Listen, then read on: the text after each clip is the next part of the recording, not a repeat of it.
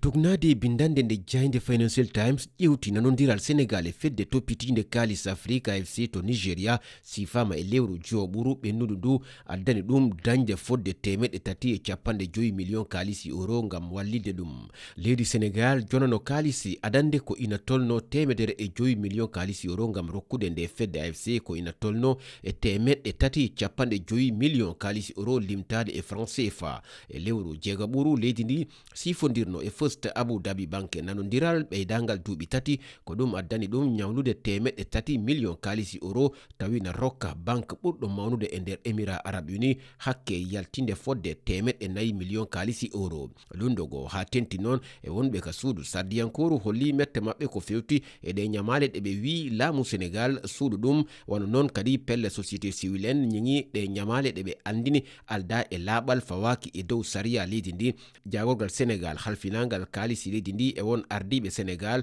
ina setto wonde dendangal golle kalisi laamu waɗama e nder sariyaji labtuɗi no sifora e peeje joɓɓude ñamale hakkundeje.